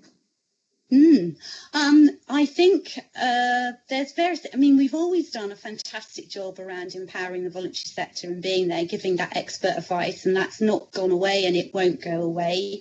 I see there's a fantastic opportunity here around volunteering. We've always promoted volunteering, but I really want to ramp up what the value of volunteering is and how more people can get involved in volunteering, and maybe move away from the traditional view about what volunteering is, it's pretty, I spoke to a friend of mine who's an ex-chief executive of a large company who's retiring, and of course I was straight in there, and she was saying, I don't want to work in a shop. I'm like, well, there are other volunteering things you can do. So I think there's a real capacity that, well, we don't have the capacity, but there is a real potential there to really ramp up the volunteering, and also our role with involving communities, making sure that our voluntary sector leaders are really plugged into the Health and Wellbeing Board, for instance. I sit on that. So making sure that we are engaging really well with our community, and Community Action Network, we get used a lot to help with that, because that's our bread and butter stuff around co-production and co-design. We do a lot of that with the NHS. So I think, but very much, I think volunteering, Councillor Broadhead, I think, really, really promoting that and supporting that and enabling that, because I've managed volunteers before, and it's much harder than managing staff, let me tell you. It's a whole different ballgame, managing volunteers. They're brilliant, but it's a different skill set, shall we say. Super, brilliant. Well, thank you, Karen, for giving up your time to speak to us this afternoon. And thank you again, as with all the speakers, for all of the work that your respective organisations are doing. Obviously, the job's not over with COVID yet, but equally, as we've seen, there are a number of real positives, both in how the organisations have handled things, but I think some of that joined up together working that we can do in the future to improve services and outcomes for people. So thank you, Karen. Thank you to Alistair and also to Susan, to Zoe and to Tom as well. And hopefully we'll hear from you again in the future. We will move now, colleagues, to back to item 8, which is the council response to this area. We heard from Kelly Ansell earlier on some of the coordination efforts around that community resilience. I'm now really pleased to have Matti Raudsep with us, who is the Director of Organisational Development, who will talk to us a little bit more about how the council as an employer has been handling matters, particularly around home working, and how employers have been coping, and again what more we need to do in the future. So thank you, Matti. Again, you've got a little bit of time to talk about how that's been going and some of the work that's going on, and then we'll open it to the floor for questions. Thank you, Matti. Thank you, Chairman. Good afternoon, members. So just to briefly run through where we are now, the council reacted to the COVID-19 pandemic by adopting a public health-based approach to deciding where our staff should work from. That led to the majority of our office-based staff working remotely. Our messaging remains that staff should work from home where they can. This remains our guidance to staff for the foreseeable future, although it could change depending on the prevailing circumstances. This doesn't mean our staff are not working. They're in the vast majority of cases simply working in a different place. It also means that our offices are not closed. They remain open, and all appropriate COVID measures are in place to manage risk for those who have to work from them. It's not our intention for staff to be unproductive at home when they could be doing their job safely from the office. But the reality is that for many of our workforce, they are able to work successfully from home at this time, which means it's the right thing for our staff to be doing. For our more vulnerable colleagues, appropriate measures have been put in place to ensure they remain safe and are acting in line with public health guidance. The pandemic has created an unprecedented requirement for the technology and support for staff to work remotely, as you would expect. There are now over 4,500 laptops in use, which are enabling home working by a huge percentage of our workforce. Nearly 3,500 mobile phones are in use to ensure staff can make contact and be contactable. Microsoft Teams telephony to allow customer services staff to work remotely is in place. And Teams telephony, as it becomes the norm in the organisation over the next 3 or 4 months, will ensure that our exposure to mobile phones will reduce, because they won't be needed by so many people to go about their normal business whilst working at home. Whilst the technology may have helped us to maintain services and productivity, we've also needed to consider the well-being of our workforce. Remote working doesn't suit everyone's home circumstances. Remote working all of the time doesn't work for all of our services.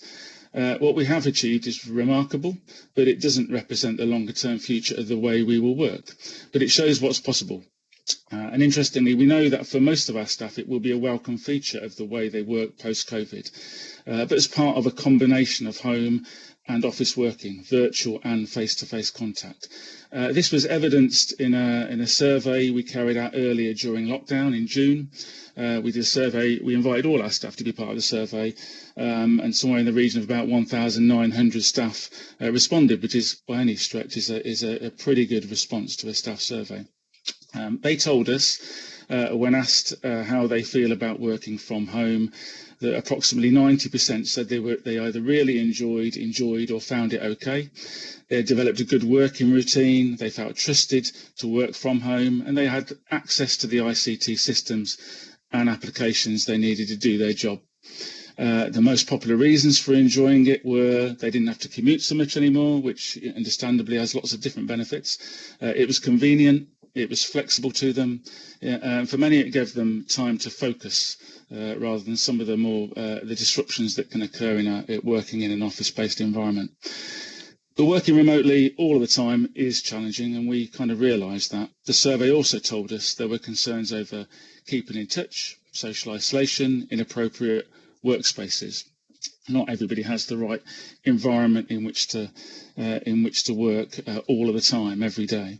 In some cases, there were IT issues, but it's unclear whether they relate to the equipment they were given, or probably more likely is that, like lots of us experience, broadband problems, family pressures from other people in the household on using the bandwidth. Those kinds of things are just as likely to be the issue as any of the equipment that they were provided with by the council. In order to support staff during this period and recognising the kind of well-being issues are as important as any others, so it's not just simply about how quickly we could get people working from home, keeping services running, as important as that was. It was also making sure that they were doing so and their mental health wasn't suffering as a consequence. And to respond to that, we've been issuing regular newsletters on wellbeing issues and opportunities for people, specific areas of our intranet detailing the range of support available, including counselling for some of our staff who may be struggling, not necessarily just because of the lockdown and the issues it's created, but also relating to working differently, and that for many people that worked in the organisation for a long time would undoubtedly be causing a certain amount of anxieties at times. So overall, that's a kind of a bit of a snapshot, but overall the pace of change for staff who've previously worked in a largely traditional office-based environment, which is certainly the case for 2 of the 3 former councils, has been significant, and that has been recognised. The rollout of ICT to support remote working has been rapid, and it's been critical to ensure service continuity. And it's been absolutely vital to making the last 6 months the kind of success it's been to maintain services that are vital to our communities. The change has been well received by the majority, which bodes well for the future. This provides us with the confidence that post-COVID, a more flexible approach to working will be popular with our workforce, not only because most staff have experienced it now, but also because it won't be a compulsory requirement under our new operator model, but part of a more combined office and remote-based working arrangements where staff can exercise a degree of choice as to whether they work in the office, whether they work at home, and obviously there'll be times when one or other will be most appropriate for them and for their service. At the moment, that hasn't been possible to work in that way. So, that's why I guess we've taken a lot of comfort from the response of staff in the way they've got on with doing their job in a very, very different way. And that gives us confidence that in the future, a more flexible way of doing that will be even more satisfactory, both for them and for the maintenance of and security of services going forward. I think that's probably it, Chairman, really. I'm happy to take any questions that members may have. Thank you very much, Matty, for that run through of how this change in working has been undertaken and the effect that it's been having. I've got a few questions from members already, so I'll go to Councillor Trent. Councillor Trent. Thank you, Chair. I do fully understand the issues that members of the staff have had from working from home, because the only way I can cope with a meeting that's anything other than a very short, simple one is actually to go down the Civic Centre and work from there, because quite frankly, I'm one of those people who don't have room at home. I know there's one or two people who work in the Civic Centre for that very same reason. The one area I think has been a little bit challenging during all of this, because people are working from home and responding to their emails. And there was one problem which the former leader was very good in sort of taking up and looking into, and hopefully it's improved now. And that was when people emailed one of the generic council email addresses, the classic one, and I might as well say it because they were the biggest problem, was environment. And emails kind of got nowhere. They got sort of trapped in a endless loop. And hopefully, as I say, some of the problems there have been resolved. But there was an issue whereby, with lots of people working from home as individuals, some of the generic emails were sort of getting lost in the system or getting trapped in the system. And hopefully we've moved on a bit and it'll be working better now. Yeah, thank you, Councillor. Certainly, I think it is the case that the transition from a very traditional and well understood way of working to rapidly working remotely by the vast majority of our office-based staff has created some challenges in relation to ensuring our customers, whether they be external customers or internally within the organisation, get responded to quickly and properly. And some of the systems that may have worked in the office and were fairly foolproof may have come under a certain amount of strain while staff have been scattered all over the place working at home. What we have done more recently is put messages out to the organisation to ensure that the needs of our customers are put at the forefront of how we are working, so that the arrangements for picking up emails of the kind that you've just referred to are robust. Because when you're in an office, you can see people, you can ask somebody to pick up certain things, but it's a little bit more difficult, requires a kind of different working approach to do it when you're all scattered around in home working environments. So it's fair to say that in some areas we've had to put some messaging out to try and improve on that, and we're hoping that services will be examining all their customer contact and making sure that it is fit for purpose as we're currently working and as we continue to work like this for some time to come. Thank you very much. Councillor Bartlett. Thank you, Chair.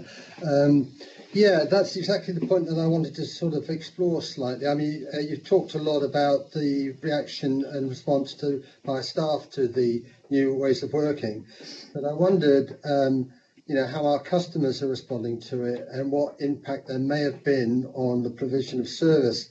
And in particular, I'm thinking about the customer interface through the customer contact centre, how those inquiries are being collected and then dispersed throughout the various departments, and how we monitor those inquiries from the public, essentially, through to the various organisations, and how do we track to make sure that those questions are being answered appropriately and in a timely way. I think you've touched on it, that you've had some issues that has caused you to put out some emails. I'm not seeing anything myself about the messages that have gone out, but I wonder if you could just, so clearly there have been some issues. I just wonder if you could tell us in a bit more detail what those might have been, what issues you are confronting, and what's being done to sort of overcome those issues. Thank you. Yeah, thank you, Councillor. In relation to our customer contact, one of the things we've had to cope with is the fact that our customer contact is based around technology that at this particular time only operates within an office-based environment. So when we required staff to work remotely, we rapidly rolled out Microsoft Teams to the customer contact staff so that they could operate the switchboard and the normal the main phone numbers remotely. That was fantastic in maintaining service continuity and the safety of our staff. But it doesn't give us the same sophistication that a proper call centre technology solution would. So things like being able to shift resource from dealing with one set of inquiries, maybe they be, I don't know, bin inquiries, to a different set of inquiries relating to another service in the council, is far more difficult because that system is not designed for that kind of level of detailed kind of putting out of work across the business. So we're trying to bring in a new contact centre solution that will be able to be used remotely. The current one can't be, but a new system would be able to. So we're trying to procure that system as quickly as possible. In the meantime, I think our understanding of some of our customer contact is less than it would normally be, and I have to kind of admit that is probably the case. Obviously, calls are then forwarded to services, and those services are predominantly working. People are working at home, so again, there is a less secure system for moving calls around and understanding how well they've been responded to than there would be in a normal business as usual environment. Certainly, we hope the rollout of Teams to all staff, which is the right solution for us as individual officers, and the introduction of the contact centre technology, which is the right solution for the initial kind of volume calls into the main council numbers, will bring together the two things that will enable us to get better intelligence on how successfully we're handling calls, better understanding of the numbers we're dealing with, and being able to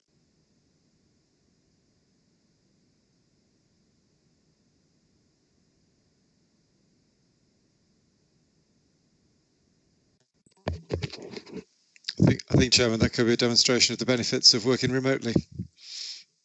Thank you very much. I'm glad that you intervened, Graham. I wasn't sure whether it was just me or not. While we see if we can reclaim Matty, who I believe was coming to the end of his point anyway, I will go to the next speaker and see if they can get their question in. And if we can't reclaim Matty, then I'm sure we can go to Julian, who will be able to step in instead. So I'll go to Councillor Haynes, who has the next question. Councillor Haynes? Thank you, Chair. I have two questions. The first one is along similar lines to Councillor Bartlett, where obviously I've had some complaints from residents saying that they were having issues dealing with certain council officers because they were working from home and they were struggling to get any form of response from them. But having said that, I don't want to name and shame. I've actually taken it up with that particular head of department, and hopefully something will be sorted out in that area. But the other question, the one that I actually do have, is coming back to the survey that was taken in June, Matty. You said that there is of those that responded, 90% said they were either fine or they actually welcome being able to work from home.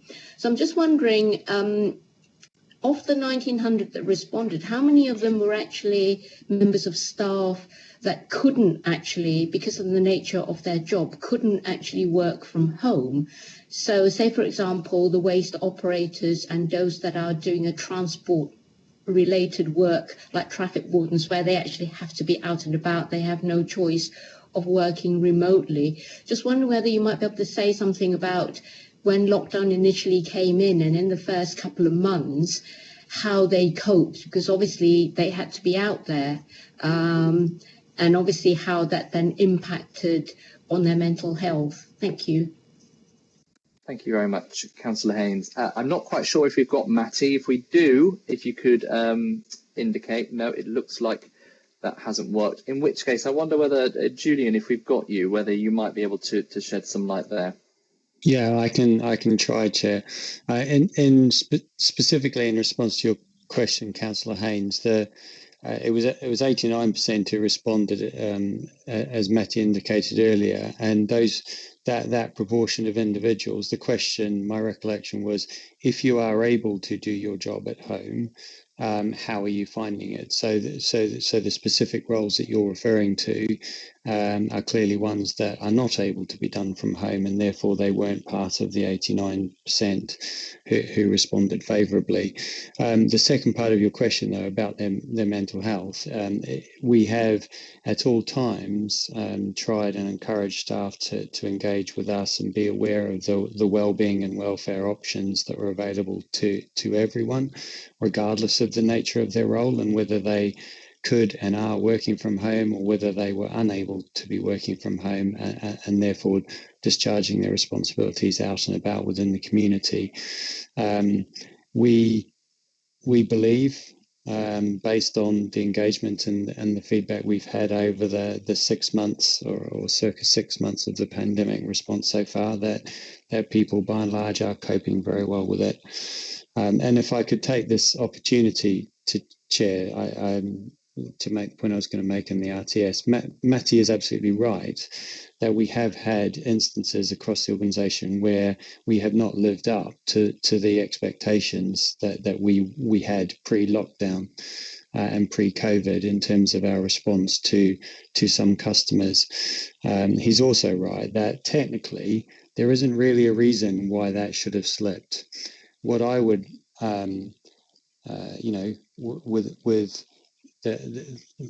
what I would humbly remind the committee is all of the comments that have been made so far this afternoon and how the organisation has pivoted in the last 6 months and responded to what is an unprecedented support to the community. And what that meant was that many of our colleagues were either discharging completely different roles or had significant additional duties. And I don't think we can underestimate the role that community response, supporting the community, played in perhaps some of the difficulties in making contact with individuals over the last 6 months. What we've seen in the last 2 months, since we moved out of such an intense period of community response as a result of the pandemic, is a far greater focus on a return to something approaching normality. And that's why we've issued the guidelines, the customer service guidelines, and the reminders that people do still need to respond, that they need to be available to respond to customer inquiries when the contact centre is trying to get hold of them. And I'd remind everyone that we haven't been co-located, so the customer contact centres are not in the same offices as many of our colleagues who are responding to issues and queries raised through the contact centres. So we would have been distributing them virtually or electronically anyway. Great, thank you, Julian, and thank you for stepping in. I believe we have Matty back in the virtual building now. I've got 3 final speakers, and then we'll draw this to a close. So, Councillor Farquhar first. Councillor Farquhar. Thank you, Chair. I do appreciate it. Matty, obviously we've gone through a long exercise with LGR, the local government reorganisation. There was a lot of discussion around what is termed as downsizing or efficiencies, which in reality, from my perspective, is employees, losing their jobs. So my question really is that with the estimated 60,000 job losses to the BCP area, what are BCP going to do to look at the estimated number of jobs that they've needed to lose over the LGR to actually address what the needs are of the council in the face of the lockdown, post-COVID, second lockdown, second wave, etc., and the response which you have from so many staff members that they are keen to work from home. So these efficiencies that were supposed to be saved under LGR, is there not a way that we can actually keep some of our employees in employment as opposed to what was planned before, but actually having them functioning and delivering services in a different way to our resident base? So my question in reality is, are we revisiting LGR in the face of what's happened over this global pandemic, and in the face of what we anticipate the future is going to be over the next 5 years? Thank you, Chair. It's probably fairer to Matty if I respond to that. If that's okay, Matty. Yes, go ahead, Julian. Absolutely fine. Thank you. Yeah. So I think it's a really excellent question, Councillor Farquhar, and it's one as a leadership team within the officer cohort we're wrestling with on an almost daily basis. But I would, for the sake of clarity, make a couple of distinctions. So at LGR, we have made all of the savings that were forecast as deliverable as a result of the LGR process. I believe, and please correct me if this is not right, I believe what you're referring to is the expected or anticipated reduction in headcount that the council was intending to undertake through the next 4 years as a result of our transformation journey.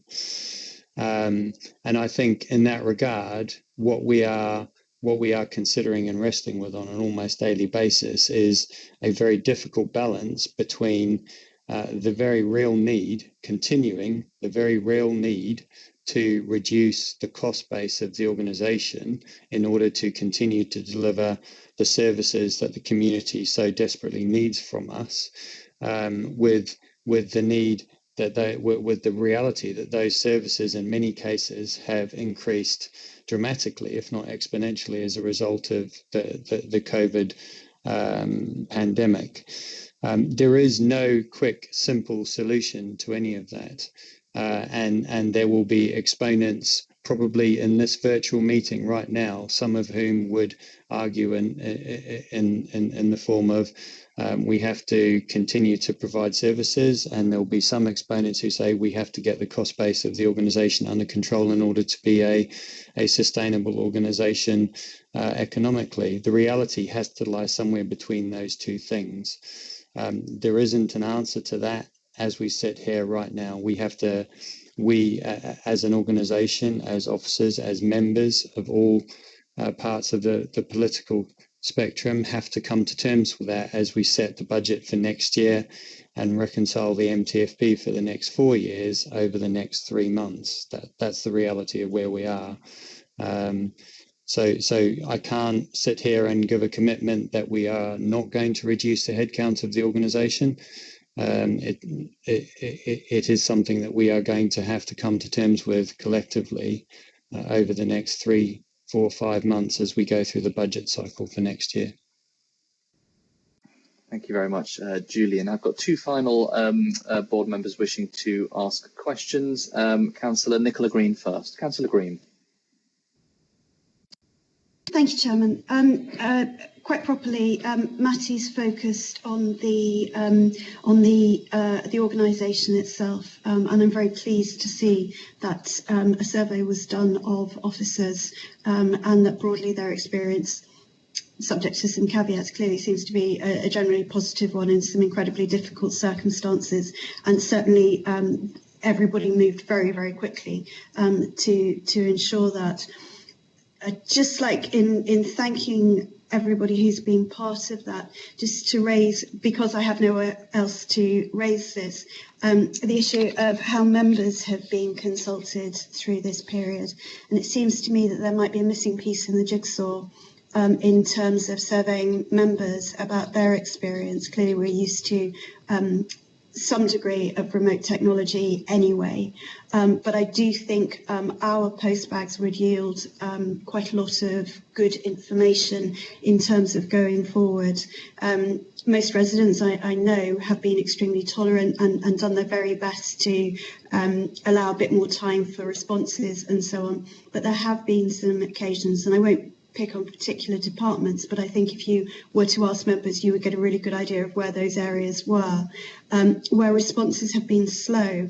And it's particularly been for members, for some members certainly, around the lack of ability to make phone calls and speak to officers, because that will save us a great deal of time. Most of us broadly know our way around the organisation, but when we are left waiting 3 or 4 days for an email even to start the inquiry off, it does slow the process and inhibit our ability to act for our residents in their best interest. But also, clearly, it's hindering some officers in terms of the responses that they're needing to send on to us. So, as I say, I think it's a missing piece, and I do think it's something that we might get a better picture if we take forward as part of the next stage in helping us to understand what's the best option going forward. Thank you, Chairman. Thank you very much, Councillor Green. And last comment or question from the other Councillor Green, Councillor Mike Green. Thanks very much, Chairman. We've been hearing a lot about basically how the staff have responded well to the changes, how people are enjoying working from home, but also how there have been some slips in the level of service that we might expect. But I was just really going to ask, have we got any measurable ways of understanding what has happened to staff efficiency as we've gone through, either as a whole or more particularly department by department? Because I absolutely understand that this was thrown on us in a way that we couldn't possibly measure things beforehand, knowing that we were going to be making a change that we could then compare with. But we have now been going on for those 6 months, and I think that really is going to need to be addressed. So have we got any measurable statistics, etc., for efficiency? Thank you, Councillor. I think that being such a complex business, there's such a diverse range of services in the way they are delivered. Some services do have data that they can compare to pre-COVID, during COVID, and now to understand more clearly whether they've been able to maintain service levels throughout that time period. And I think our performance monitoring process will be able to pick that up. But there are certainly areas which it's far more difficult to do that. Anecdotally, the feedback is that services are maintaining their service standards to their customers, but in general we've highlighted some of the issues that we know have existed. So I think the answer is we haven't got a 100% clear picture, but the performance report that's coming to Cabinet next time round will hopefully give members a clearer picture of what we believe to be our performance looking back in the first 6 months of this particular year, and that will be compared to previous years. So in some areas there might be issues that we recognise how we haven't performed as well, but I wouldn't be able to go into any more detail at this point, but it certainly could be it's worthy of a conversation as part of the presentation of that report in due course. Great, thank you very much for that, Matty, and thank you to Councillor Mike Green for stealing my question. It was very similar to what I was going to be asking as well, but it does help us from a time point of view. Could I thank Matty and Julian, as well as Kelly from the council side, for giving us an insight into how the council organisation has been dealing with the COVID-19 response and recovery. And could I also thank the outside bodies that we had earlier on, Citizens Advice, Faith Work Networks Wessex and the Community Action Network for hearing about the great work that's going on in many organisations in the community and how they are working well with the council and how we continue to work well in the future. Colleagues, that takes us to the end of this, our first of our two Overview Scrutiny Board meetings today. I will therefore close the meeting. Thank you to everyone taking part and thank you to everyone watching, and see you all at the 6 p.m. meeting. Have a very good afternoon.